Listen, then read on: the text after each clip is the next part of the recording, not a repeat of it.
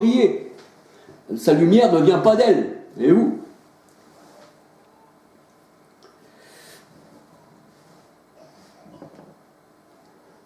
Et oui, et c'est vrai que si le soleil, eh bien, serait sur une terre plate, eh bien, il éclairerait la France et l'Amérique. Et nous savons que l'Amérique a un décalage horaire et que l'Amérique, eh bien, se trouve dans la nuit pendant que la France, elle se trouve, eh bien, dans la lumière. Et ceux qui ont été en Amérique, eh bien, en prenant l'avion, le savent. Voyez-vous, et une terre plate ne pourrait pas donner, eh bien, ceci, parce que l'Amérique ne serait pas dans la nuit, tandis que la France serait, eh bien, dans le jour. Mais pour ce qui est de la position du soleil dans le centre de notre univers, cela nous laisse à désirer.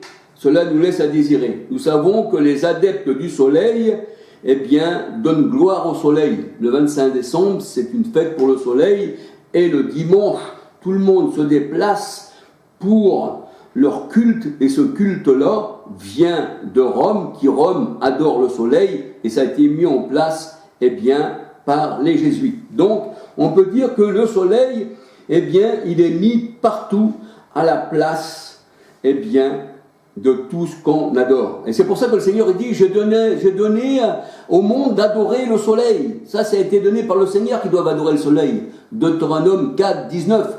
Et même dans Acte 7, nous voyons que, eh bien, les Juifs, selon la chair, adoraient aussi le soleil, dans Acte 7. Et nous voyons que dans Jérusalem actuelle, on regarde la Knesset, le gouvernement israélien, mettait les signes francs-maçons, eh bien, ou égyptiens, à la Knesset, vous verrez que, eh bien, ils adorent les pyramides, ils adorent les triangles, ils adorent l'œil d'Horus, et, eh bien, ça, c'est les adorateurs du soleil. Et c'est vrai que le soleil, il doit être placé au milieu de tout, il doit éclairer tout, voyez-vous. Alors que le Seigneur a dit, eh bien, ce qui doit être placé en première chose, eh bien, c'est la création de Dieu. Je ne veux pas dire que le soleil n'est pas une création de Dieu, mais je veux dire par là que c'est les étoiles, le soleil, la lune qui éclairent la terre. Et pour ça, elle doit être placée au centre. Ça, c'est ce que je dis. Voyez-vous, ça c'est une hypothèse. Voyez-vous, mais c'est le Seigneur qui connaît les choses. Alléluia. Donc, je ne tiens pas ça à 100%, voyez-vous, parce que je ne suis jamais monté dans l'espace, voyez-vous, mais je donne un avis. Alléluia. Et on sait que les gens, eh bien, appellent, eh bien, tout l'ensemble de la Terre, les planètes, et ci et ça, ils l'appellent le système solaire. Alors que moi, je l'appellerais plutôt le système terrestre, voyez-vous, éclairé, eh bien, par le soleil. Alléluia.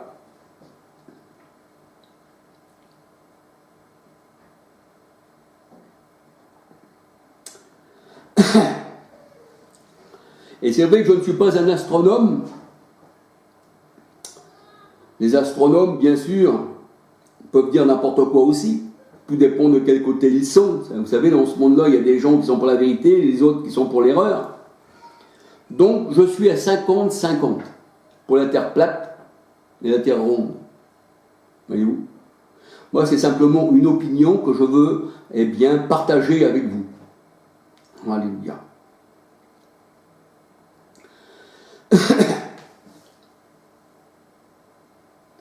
Alors, c'est vrai qu'il l'appelle le système solaire.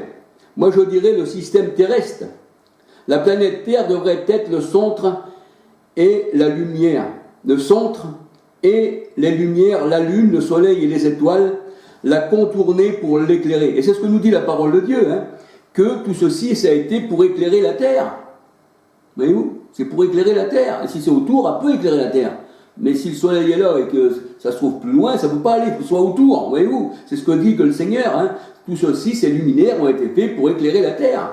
Genèse 1, verset 16-17. Genèse 1, verset 16-17 et Deutéronome 4, verset 19. Alléluia. Alors je vous dirais pour moi-même que même si la terre était plate ou elle est ronde, qu'elle soit la forme qu'elle veut, Le Seigneur le sait, il est chez les choses. Les choses révélées sont à nous, les choses cachées sont à l'Éternel, alléluia.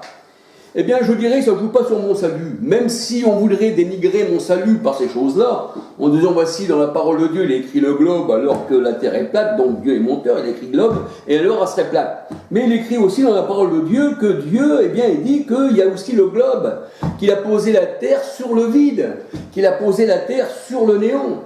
Et Job le dit bien avant qu'il y a eu les astronomes, il y a 3500 ans. Le Seigneur n'avait pas besoin de tout cela pour dire, voici, eh bien, j'ai mis le globe et Dieu joue sur le globe de sa terre. J'ai mis un cercle, voyez-vous, et j'ai posé cela sur le vide. Voyez-vous, et c'est vrai, la terre est posée sur le vide. Pour faire ta maison, tu dois la poser sur quelque chose de solide. Mais le Seigneur dit ceci, je l'ai mis sur le vide, sur le néant. Voyez-vous. Et quand on dit que la terre est posée sur le néant, cette terre-là, cette ancienne terre, qui représente le monde, parce que Jésus a jugé le monde, Jean 16, 33, ça représente l'homme méchant, parce que la terre entière est sous la puissance du malin, 1 Jean 5, 19, 20, et Jésus ne fait plus partie de ce monde, il le dit dans sa parole, et il disait à ses disciples, vous non plus, on ne fait plus partie de ce monde. Alors, eh bien, cette terre-là, comme elle est posée sur le vide, symboliquement, ça veut dire qu'il n'y a rien qui la soutient. Mais nous sommes tenus par la main de Dieu, alléluia. Nous, on n'est pas posés sur le vide. Nous, on n'est pas posé sur le sable, on est posé sur le rocher. C'est sur cette maison-là que nous avons bâti notre maison, alléluia. Alors, ce que disent les hommes, que la terre soit ronde, que la terre soit plate, eh bien, le Seigneur le sait, alléluia. Et cela ne m'empêche pas par la foi de croire en lui. Si ma foi vacille, parce que l'un dit la terre est plate, l'autre elle est ronde, eh bien ma foi serait basée sur les choses matérielles. Mais la foi ne dépend pas des choses matérielles. La foi ne dépend pas des choses visibles. Hébreux 11, verset 1. La foi dépend, eh bien, de la parole de Dieu. Voilà. Et la parole de Dieu, eh bien, elle nous parle. Alléluia. La parole de Dieu nous parle de la terre comme dans un globe, un cercle. Ésaïe 40, verset 22. Comme une étendue, on pourrait dire aussi une étendue. Comme une étendue. Ben oui, comme une étendue. Comme un globe, comme une étendue. Ésaïe 44, verset 24. Et la parole de Dieu, elle dit, il a créé la grande ourse, l'Orient et les Pléiades des régions australes. Il commande au soleil et il ne paraît pas. Donc le soleil, s'il commande au soleil et qu'il ne paraît pas, donc le soleil doit bouger. Parce que si le soleil est là, qu'il ne paraît pas, à moins que le Seigneur il enlève sa lumière et puis qu'il reste fixe. Mais là, la parole de Dieu, elle dit, il commande au soleil et il ne paraît pas. Et ça, c'est écrit dans Job 9, versets 7, 8, 9, 10. Job 9, verset 7, 8, 9, 10. Et là, c'est là que je vous dis, il l'étend sur le vide. Il l'étend. La terre, il l'étend. Globe, étend. Il l'étend sur la terre. Job 26, verset 7. Psaume 136, verset 6. Il l'étend. Il l'étend sur le vide. Et il traça un cercle à la surface de l'abîme. Il traça un cercle. Un demi-cercle ou un cercle? Un cercle. Proverbe 8, verset 27. Psaume 24, verset 1-2. Psaume 24, verset 1-2. Alléluia. Psaume 24, verset 1-2.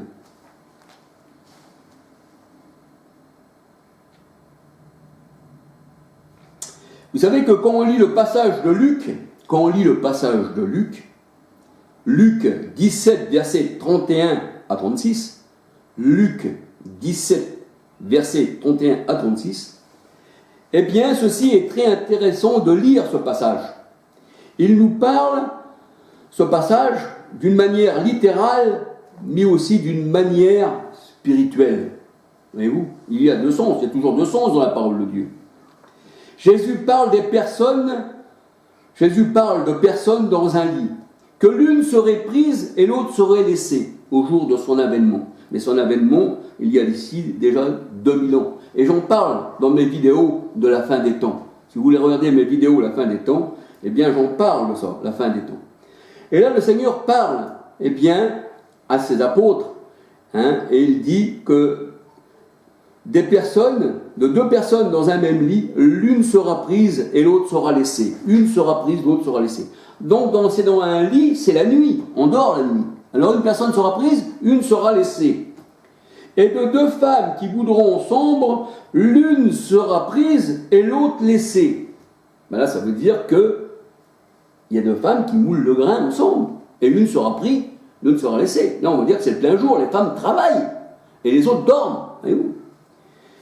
Alors, il y a deux hommes dans un champ, l'un sera pris, l'autre laissé. De deux hommes dans un champ, l'un sera pris, l'autre sera laissé.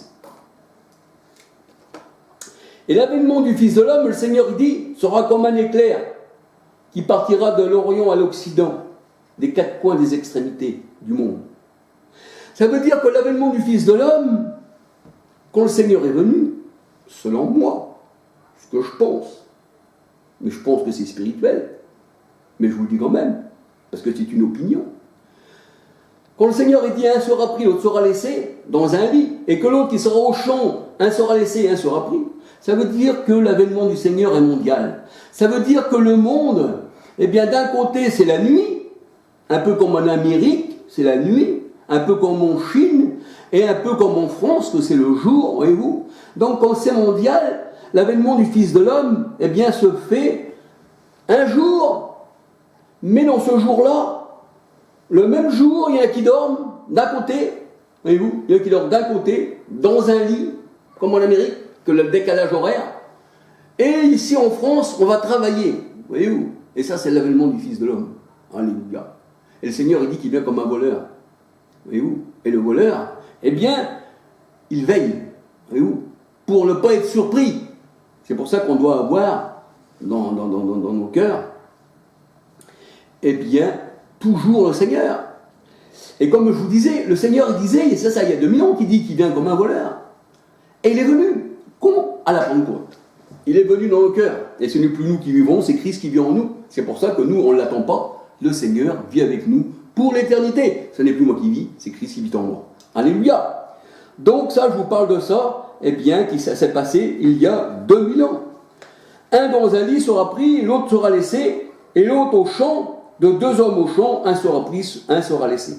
Ça nous fait penser que, eh bien, la terre, elle est ronde, et que, selon le soleil qui tournerait autour de la terre, ferait qu'il y aurait le jour et la nuit d'un côté et de l'autre. Mais ça, comme je vous dis, ça c'est mon opinion, mais c'est aussi, eh bien, de pouvoir parler avec ceux qui s'intéressent à ce sujet pour leur donner, eh bien, on va dire, un plus à leur recherche. Alors, c'est vrai que,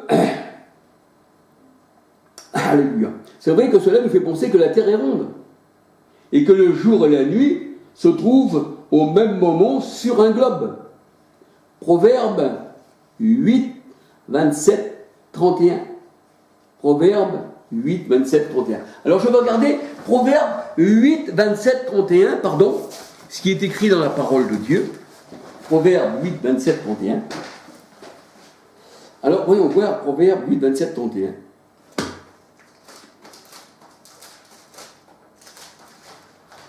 Alléluia. Proverbe 8, 27, 31. Alors Proverbe 8, 27, lorsqu'il disposa les cieux, j'étais là. Lorsqu'il traça un cercle à la surface de l'abîme. Et au verset 31, et cette Bible, c'est la Bible,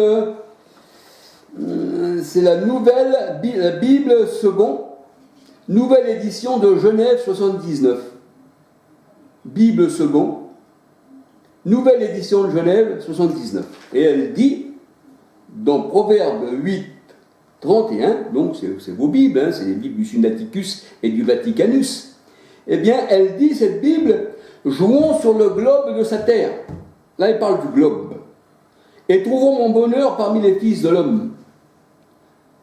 Proverbe 8, 31, jouant sur le globe de sa terre. Et ce globe-là, il est posé sur le vide. C'est ce que nous dit la parole de Dieu. Alléluia. Alors voyons voir, on va voir un peu plus loin.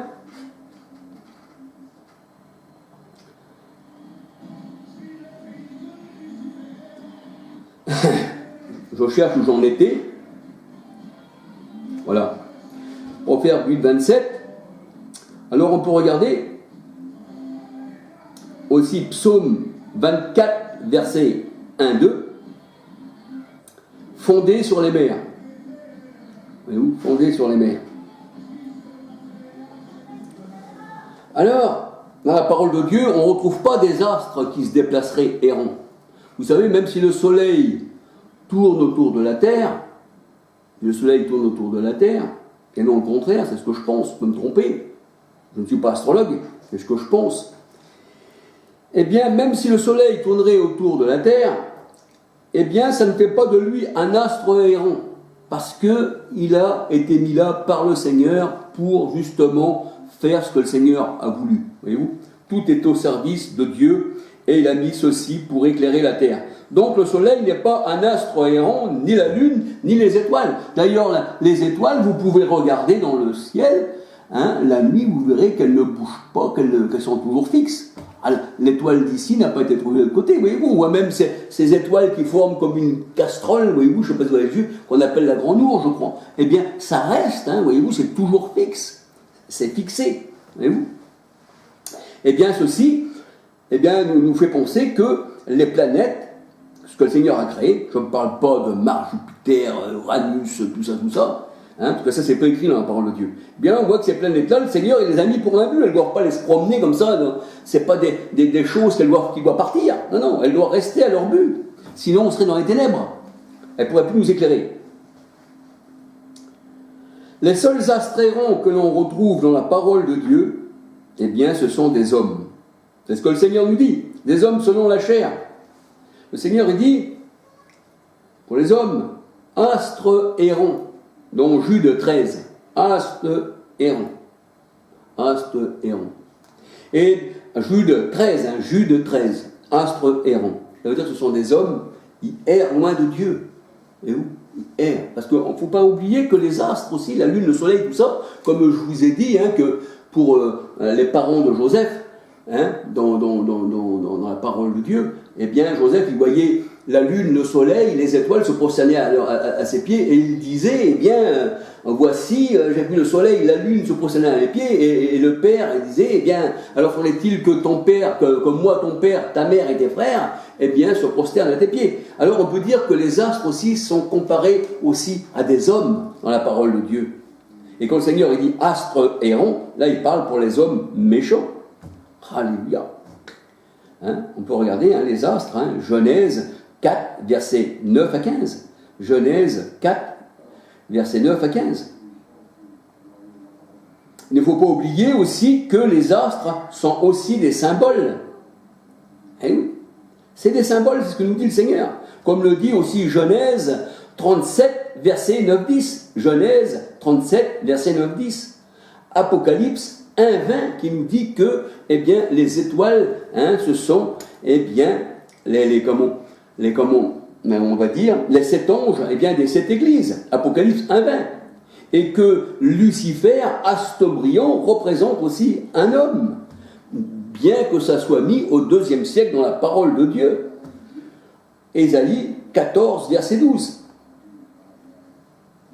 Et le Seigneur ne prend jamais Mercure, Saturne, Vénus, Uranus, Mars pour désigner les hommes. Jamais. Il prend toujours ce qu'il a créé.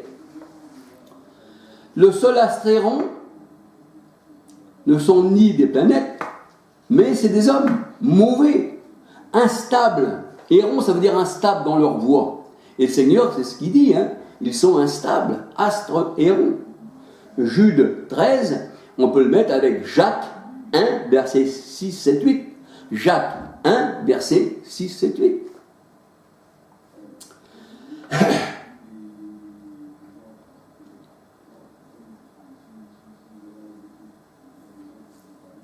Et c'est vrai que des fois, on peut apercevoir aussi, hein, parce qu'il y a des gens qui diraient, oui, bon, on voit des flonges, des fois qui filent comme ça dans le ciel.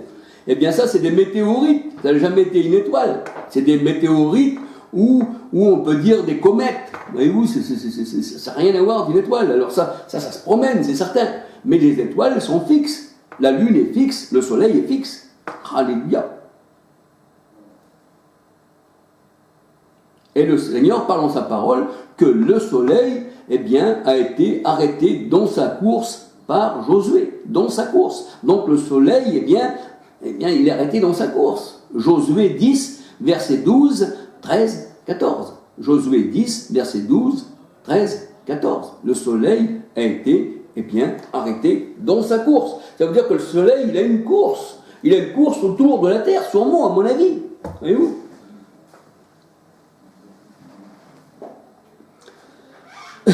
Alors le Seigneur dit que l'éclat d'une étoile différencie d'une autre étoile. Et autre est l'étoile et l'éclat du soleil, autre l'éclat de la lune, et autre l'éclat des étoiles. Voyez-vous, là, il ne parle pas de Mars, de Jupiter, de tous ces, de Vénus, d'Uranus, de tout ça. Non, le Seigneur, il ne parle pas de ça. Là, il parle simplement de la lune, du soleil et des étoiles. Et là, c'est une manière encore de parler des hommes. Alléluia, c'est encore une manière de parler des hommes. Comme il disait à Joseph, eh bien, faut-il que moi, ton père, ta mère, tes frères, eh bien, s'agenouillent devant toi, alors que Joseph parlait du soleil, la lune et les étoiles qui s'agenouillaient devant lui. Voyez-vous ? Alors, on peut regarder ça dans la parole de Dieu, que là, quand le Seigneur il parle dans 1 Corinthiens 15, versets 35 à 49, là, le Seigneur parle encore des hommes. Ça veut dire que les hommes, eh bien, dans les enfants de Dieu, hein, dans ce qui est du Seigneur, eh bien, on regarde, l'un est comme ci, l'un est comme ça, l'un est comme ça, chacun à sa place, et le Seigneur, eh bien, c'est lui qui les dirige. Ça veut dire que ça dépend de ce que le Seigneur veut de nous. Alléluia.